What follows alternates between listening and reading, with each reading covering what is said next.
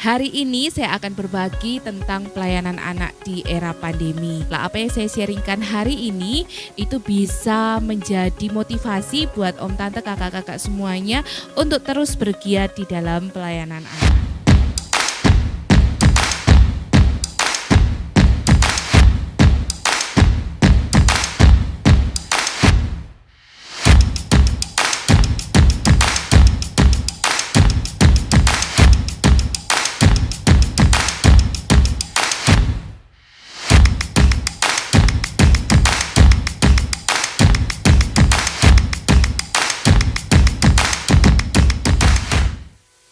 Halo semuanya, salam jumpa kembali dengan saya. Ini merupakan video lanjutan dari video saya sebelumnya yang sempat terjeda. Hari ini saya akan berbagi tentang pelayanan anak di era pandemi. Nah, kakak-kakak, om tante semuanya yang tergabung di dalam pelayanan anak dan juga guru sekolah minggu, apa kabarnya? Saya berharap om tante kakak-kakak semuanya dalam keadaan baik, sehat dan terus semangat. Sekalipun ada masa-masa di mana kita mengalami down, mengalami capek, mengalami hilang semangat. Tapi tidak mengapa, biarlah apa yang saya sharingkan hari ini itu bisa menjadi motivasi buat om tante kakak-kakak semuanya untuk terus bergiat di dalam pelayanan anak. Berbicara mengenai pelayanan anak di era pandemi, tentu kita memiliki suka dan duka. Sesuatu yang tidak pernah kita pikirkan sebelumnya dan kita harus berhadapan dengan sesuatu yang baru yang belum pernah kita coba sebelumnya, tapi tidak mengapa. Itu menjadi bagian kita untuk kita terus belajar sebagai pelayan anak maupun guru sekolah minggu. Dan di era pandemi ini saya ingin katakan bahwa sebagai pelayan anak atau guru sekolah minggu kita harus kerja double, kita harus super ngotot, kita harus berjuang, kita harus ekstra kerja keras. Untuk apa? Ada beberapa alasan yang nanti akan saya sampaikan dan bagaimana caranya itu saya akan sharingkan kepada om tante dan kakak-kakak guru sekolah minggu pelayan anak semua, sehingga kita bisa bersama-sama bertumbuh, kita bisa bersama-sama berjuang di tengah-tengah situasi yang sulit ini. Nah, suka dukanya terus kita alami bersama-sama, tentunya bukan om tante dan kakak-kakak sendiri, tapi semuanya mengalami hal yang sama. Sesuatu yang baru yang harus kita lakukan di masa sekarang, begitu ya. Sesuatu yang baru yang harus kita kerjakan bagi pelayanan anak di masa sekarang. Mengapa sih kita kok harus ngotot? Mengapa sih kok kita harus berjuang? Kenapa sih kok kita harus kerja double di tengah-tengah masa pandemi ini? Ada 3 hal yang akan saya sampaikan. Yang pertama adalah iman dari anak-anak itu harus dijaga. Nah, bersyukur kalau anak-anak ini memiliki orang tua yang care, yang peduli, yang ikut berpartisipasi dan bisa diajak kerjasama untuk bisa memelihara iman mereka untuk bisa menjaga hidup kerohanian anak-anak ini. Karena kita tahu bersama di masa-masa pandemi ini papa mama atau orang tua dari anak-anak juga ekstra kerja keras. Mereka yang harus bekerja, mereka harus bekerja double, mereka harus bekerja dengan ekstra sungguh-sungguh. Mereka yang diberhentikan dari pekerjaan atau yang kehilangan pekerjaan, nah mereka juga harus berjuang untuk bisa memulai pekerjaan yang baru. Belum lagi itu ketika diperhadapkan dengan situasi daring, orang tua pun juga harus menyesuaikan diri dengan berbagai macam hal yang baru yang dialami oleh anak-anak. Olehnya ketika membicarakan tentang iman anak-anak ini, papa mama yang care, yang bisa bekerja sama itu sangat menolong kita sebagai pelayan anak atau guru sekolah minggu di dalam menjaga iman dari anak-anak tersebut. Tahu sendiri kan bagaimana situasi sekarang, ada beberapa gereja atau ada beberapa ibadah anak yang belum tatap muka, masih melalui online, masih melalui media sosial, masih melalui streaming. Itu yang harus dilakukan. Nah, ibadah anak secara online itu sangat berbeda, sehingga iman dari anak-anak atau kehidupan rohani dari anak-anak ini perlu kita jaga.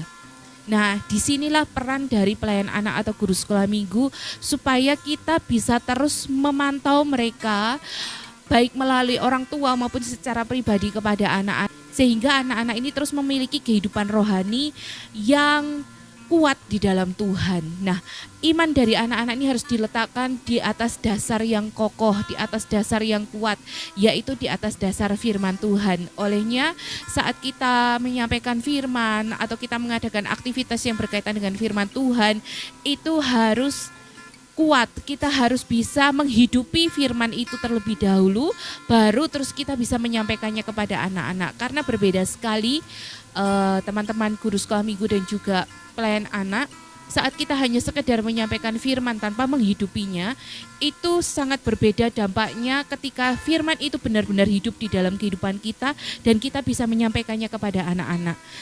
Karena ketika firman itu hidup di dalam kehidupan kita, maka itu akan mau tidak mau itu akan tertransfer kepada anak-anak, sehingga mereka bukan hanya sekedar mendengar apa yang kita sampaikan, tetapi mereka boleh melihat bagaimana firman itu hidup di dalam kehidupan kita. Hal yang kedua, kenapa sih kita kok harus ngotot? Kenapa sih kok kita harus kerja keras? Kenapa sih kok kita harus ngeyel untuk bisa melakukan yang terbaik buat anak-anak? Om, tante, kakak-kakak semuanya, teman-teman pelayan anak dan juga guru sekolah minggu, masa yang akan dilalui oleh anak-anak setelah masa pandemi ini adalah bukan masa yang mudah. Kita semua merasakan bagaimana kehidupan kita sekarang ini. Kita ada di dalam situasi yang tidak menentu, kita ada di dalam situasi yang mencekam, kita ada di dalam situasi yang menakutkan.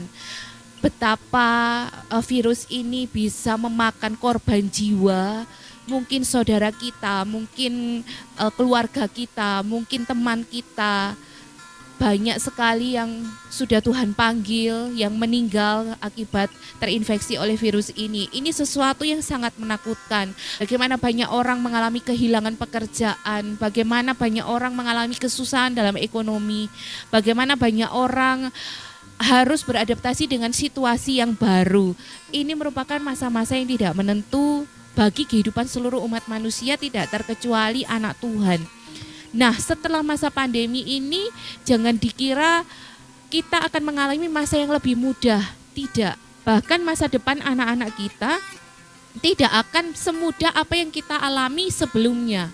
Sehingga ketika masa-masa sulit itu nanti ke depan dihadapi oleh anak-anak, kita sudah mempersiapkan mereka supaya mereka memiliki keyakinan yang teguh di dalam Tuhan, supaya mereka memiliki iman yang teguh di dalam Tuhan, supaya mereka memiliki dasar berpijak yang kuat di dalam Tuhan, yaitu kebenaran firman Tuhan.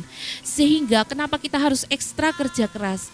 Kita harus mempersiapkan generasi sekarang untuk nantinya mengalami masa depan di mana mereka akan bekerja, akan berkarya, akan hidup itu yang kita tidak tahu seperti apa keadaannya.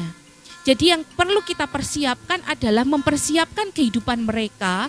Mempersiapkan di sini bukan hanya secara jasmani saja, secara intelektual saja, tidak, tetapi mempersiapkan kehidupan mereka secara menyeluruh, secara holistik. Baik itu jasmani maupun rohani, baik itu pengetahuan mereka, intelektual mereka, maupun dasar iman yang kuat di dalam kehidupan mereka. Olehnya saat kita mempersiapkan sekarang, kita harus mempersiapkannya dengan sungguh-sungguh, ngotot kalau perlu. Loh, bagaimana teman-teman kita yang lain yang gak ngotot, teman-teman kita yang lain yang aras-arasan, teman-teman kita yang lain yang gak peduli dengan pelayanan anak, sudah tidak usah hiraukan mereka.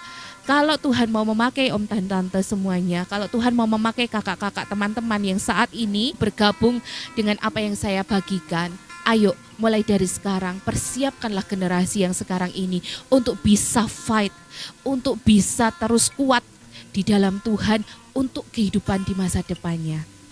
Itu yang harus kita persiapkan. Kenapa sih kita harus ngotot saat-saat ini demi pelayanan anak? Om dan tante, teman-teman semuanya, kakak-kakak pelayan anak dan juga guru sekolah minggu, anak-anak sekarang melakukan ibadah secara online di rumah. Iya, kalau mereka ada saudara, kakak atau adik, ada sepupu yang bisa bersama-sama bergabung, itu suasananya tentu berbeda. Bagaimana ketika mereka melakukan ibadah anak secara online ini seorang diri? Mereka yang masih kecil, mereka yang masih rentan istilahnya, mereka yang masih belum ngerti banyak, mereka harus berjuang ketika mereka melakukan ibadah online di rumah. Ada banyak sekali gangguan tentunya, ada banyak sekali hal yang harus mereka perjuangkan, rasa malas, rasa ngantuk, rasa gak nyaman, rasa tidak mau gitu ya, males dan lain sebagainya. Itu harus mereka singkirkan demi mereka mengikuti ibadah anak secara online. Mereka harus berjuang seorang diri, mungkin papa mama mendampingi, atau mungkin yang papa mamanya pelayan anak atau guru sekolah minggu bisa ikut bergabung di dalamnya. Tetapi tentunya berbeda suasananya ketika anak-anak ini bisa beribadah bersama-sama di gereja.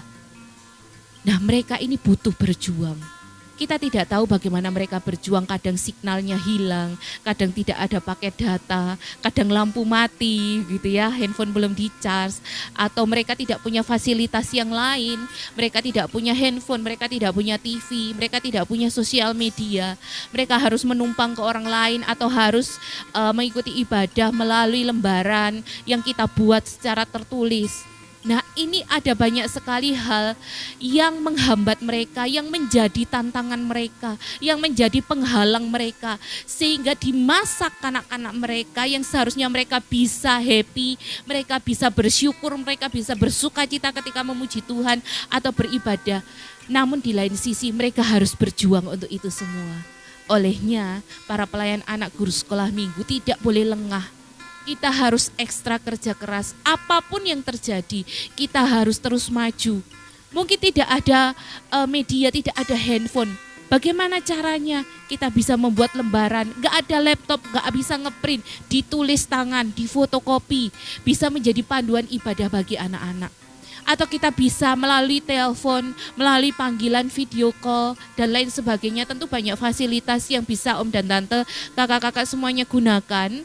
Satu gereja dengan gereja yang lain tentu berbeda, begitu ya. Kita tidak usah iri dengan wah di gereja kota tersedia berbagai macam fasilitas untuk ibadah online, ada kamera, ada tenaga ahli yang bisa ngedit, ada guru-guru yang sangat kreatif. Lah saya di desa, saya tidak ada apa-apa, saya harus berjuang sendiri. Tidak usah kecil hati, apa yang bisa kita lakukan, apa yang bisa kita kerjakan, yang ada di depan mata kita, ayo kita kerjakan.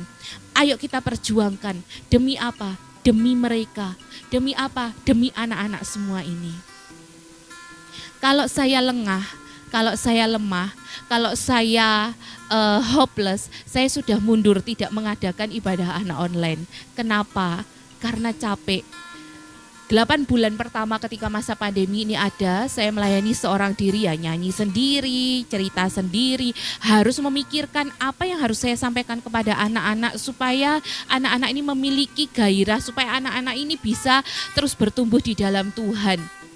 Namun di balik itu semua, om dan tante semuanya, kalau saya boleh melihat antusiasme anak-anak, bahkan bukan hanya di Kesamben saja, ada beberapa teman saya di luar kota yang mengikuti, guys, aku terkadang ikutin anakku untuk ibadah di tempatmu, ibadah di YouTube-mu, ibadah bersama-sama, wah itu jadi penghiburan tersendiri. Ada yang lain yang mengatakan, wah terima kasih firman Tuhannya menolong saya, menguatkan saya, bukan hanya anak saya tetapi mamahnya diberkati Tuhan. Nah itu menjadi penghiburan tersendiri. Jadi apa yang kita lakukan selama itu menyenangkan Tuhan, selama itu untuk pekerjaan Tuhan, tidak ada yang sia-sia. Percayalah, tidak akan pernah sia-sia. Dan itu bisa, kalau bisa memberkati banyak orang, kalau bisa berdampak buat banyak orang, apa yang om tante kakak-kakak semua lakukan itu menyenangkan hati Tuhan. Jadi apa yang bisa kita lakukan, ayo berjuang. Ketika saya memulai pelayanan, bahkan sampai sekarang pun saya hanya merekamnya dengan handphone. Saya editnya lewat handphone, tidak ada fasilitas yang lain, ada sebetulnya, tetapi saya lebih enak menggunakan handphone karena lebih cepat. Dan juga sekarang handphone sudah bisa merekam dengan gambar yang bagus, dengan piksel yang besar. Kenapa tidak? Apa yang ada di depan kita, mari kita gunakan. Teringat sebuah kisah tentang Samgar. Apa yang dimiliki oleh Samgar? Dia hanya memiliki 1 tongkat penghalau lembu. Tetapi berapa orang yang dikalahkan? 300 orang yang dikalahkan pada waktu itu. Jadi Tuhan bisa memakai apa saja yang kita miliki untuk menjadi alat kemuliaan Tuhan. untuk bisa berperang, untuk bisa menjangkau banyak orang, untuk bisa berjuang di tengah-tengah situasi yang tidak mungkin ini. Terus berjuang teman-teman, jangan pernah lengah, jangan pernah kalah. Ingat, kita harus mempersiapkan generasi yang sekarang ini untuk masuk di eranya nanti. Mereka menjadi generasi yang harus kuat, yang harus fight, menghadapi apapun juga. Olehnya kita sebagai pelayan anak, om, tante, kakak-kakak semuanya, kita harus ngotot, ngoyo, kerja double, enggak apa-apa, capek.